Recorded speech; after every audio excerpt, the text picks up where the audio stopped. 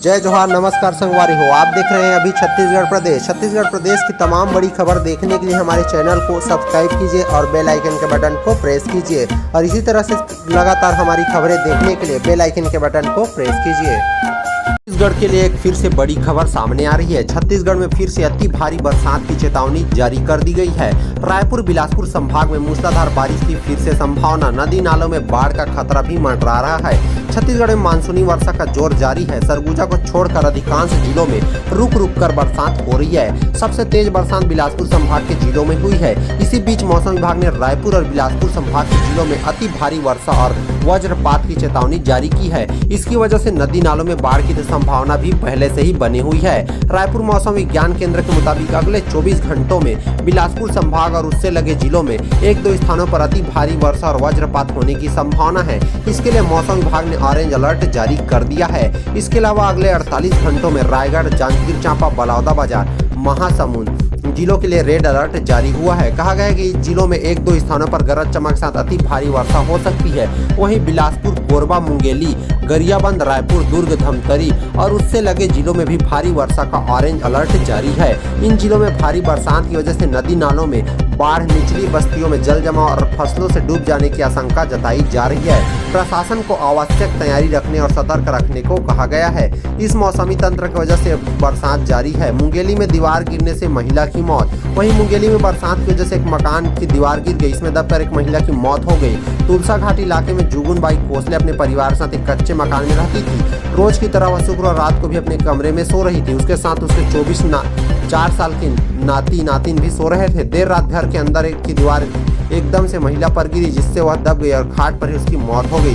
बच्चे भी घायल हो गए। बिलासपुर क्षेत्र में भी जनजीवन प्रभावित है। बिलासपुर संभाग में कई जिलों में शुक्रवार रात से मूसलाधार बारिश जारी थी, जिसकी वजह से जनजीवन बुरी तरह से प्रभावित है। और वहीं रविवार और सोमवार को भी कोरबा और बिलासपुर में भारी बरसात की संभावना जताई गई है, जिससे नदी नालों में उफान पर आने की पूरी संभावना है और नदी और सड़क पर भी पहले से ही पानी भरा हुआ है। बिलासपुर में बाढ़ में बह गए 2 लोग। बड़े भाई के सामने बह गया 10 साल का बच्चा। कॉलोनियों में नाव चलाने की नौबत आ गई है। बिलासपुर में लगातार हो रही बारिश अब आफत बन गई है। शनिवार की सुबह तेज बहाव में आकर 10 साल का बच्चा बह गया।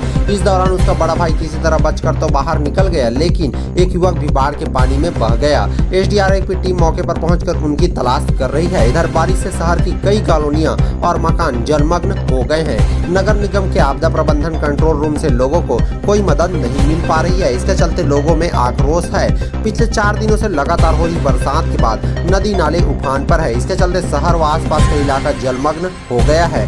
शहर में लगे सकरी स्थित गोकने नाला में पानी बढ़ गया है। शनिवार को सुबह यहां जल स्तर बढ़ने के बाद ग्राम घुरू के 2 बच्चे राधे मोहन और उसका छोटा भाई वीर सिंह 10 वर्ष पिता सतनाम सिंह अपने घर के पास नहा रहे थे। तभी वीर सिंह और उसका बड़ा भाई राधे मोहन तेज बहाव में आ गया। राधे मोहन ने किसी तरह अपनी जान बचा ली, जबकि वीर सिंह बह गया। उसने इस घटना की जानकारी अपने परिजनों को दी। उसकी तलाश के बाद कुछ पता नहीं चल पा रहा है। एसडीआरएफ की टीम भी पहुंच गई है गांव। बच्चे के बाढ़ में बहने की जानकारी मिलते ही सकरी पुलिस की टीम मौके पर पहुंच गई। इस दौरान ग्रामीणों की भीड़ भी जुट गई थी। सभी बच्चों की तलाश में जुट गए थे। पुलिस ने बच्चे को तलाश के लिए एसडीआरएफ की टीम को बुलाया। बाढ़ में पानी में झाड़ियों के बीच गोताखोर बच्चे की तलाश में जुटे हुए हैं। तिफरा के मन्नाडोल में भी बह गया एक युवक।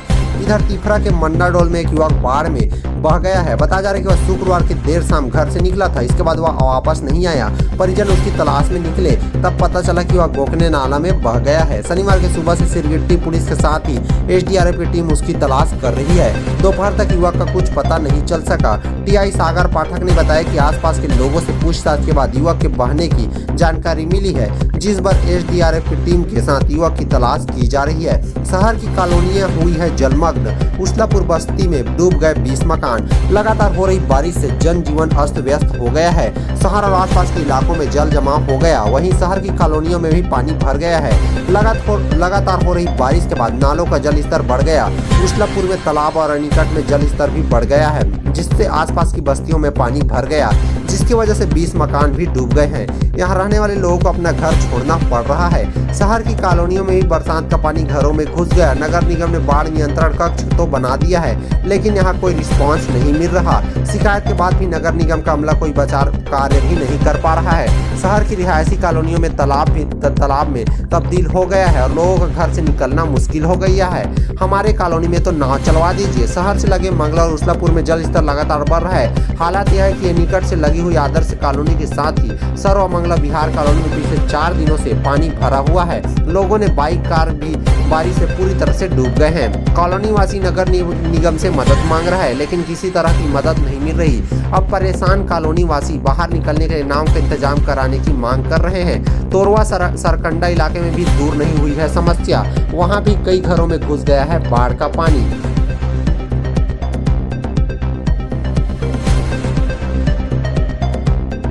रायपुर के पुलिस ग्राउंड में कार्यक्रम में शामिल होंगे भूपेश बघेल। रिहर्सल परेड में डीजीपी को दी गई है सलामी। चप्पे चप्पे पर फोर्स तैनात, गौठानों को मिलेगा अवार्ड। रायपुर के पुलिस परेड ग्राउंड में शनिवार को फुल ड्रेस रिहर्सल किया गया।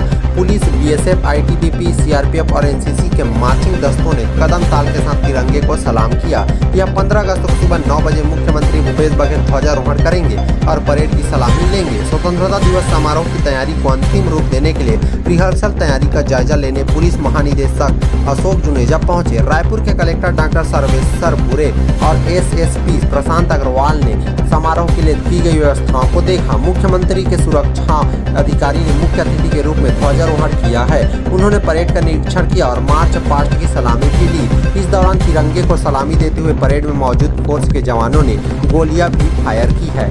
13 प्लाटून करेंगी मार्च पास्ट। स्वतंत्रता दिवस के अवसर पर पुलिस परेड ग्राउंड पर गौरव राम प्रवेश के नेतृत्व में 13 प्लाटून आकर्षक मार्च पास्ट करेंगी।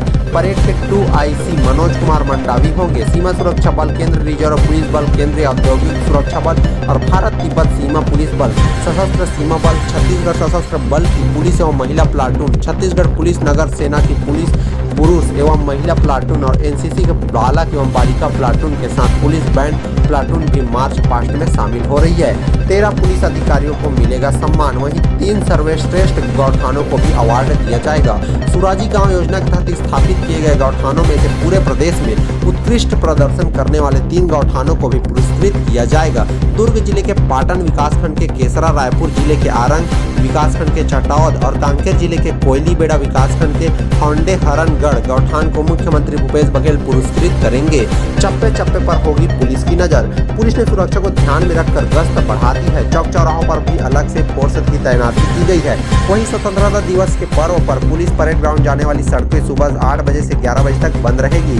कार पार्किंग के पास जारी किए गए हैं। लाल कार पार्क भारी वाहनों के लिए सिविल लाइन की ओर से पीडब्ल्यूडी चौक से छत्तीसगढ़ क्लब होते हुए पुलिस ट्रांजिस्ट मेज होते हुए आगे बढ़ेंगे। यहाँ पार्किंग स्थल बनाया गया है।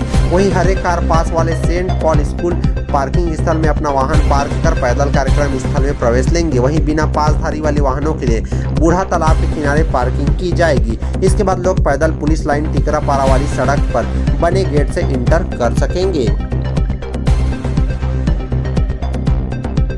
रायपुर एयरपोर्ट पर 250 किलो लड्डू भेंट कर अरुण साव का स्वागत किया गया। बारिश के बीच खुली गाड़ी में हुई बीजेपी प्रदेश अध्यक्ष की एंट्री।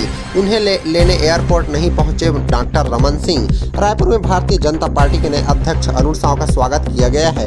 बारिश में भाजपाइयों ने रोक न सकी। भीगते हुए कार्यकर्ताओं ने जिंदाबाद जिंदाबाद का नारा लगाते हुए नए प्रदेश अध्यक्ष का अभिनंदन किया है। वहीं एयरपोर्ट पर एक मंच भी बनाया गया था। बाहर आते ही इस मंच पर साव ने कार्यकर्ताओं का अभिवादन स्वीकार किया। डॉक्टर रमन सिंह साव का स्वागत करने एयरपोर्ट नहीं पहुंचे। वो एकात्म परिसर में साव से मिलने प्रदेश के अन्य भाजपा नेताओं के साथ मौजूद थे।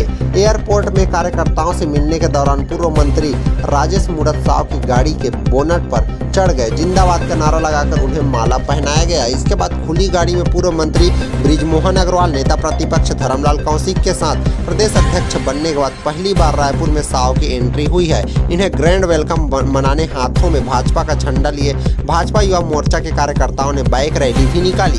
सैकड़ों बाइक साव के काफिले के आगे आगे चल रही थी। जगह जगह पर आतिशबाजी, पुष्प वर्षा, धान, फल, खुमरी, पगड़ी से अरुण साव का स्वागत किया गया है। तेलीबंध तालाब के पास रास्ते में साव को 10 फीट के बूके और 251 किलो लड्डू भेंट कर स्वागत किया गया। साव तिरंगा यात्रा कार्यक्रम में भी शामिल हुए थे।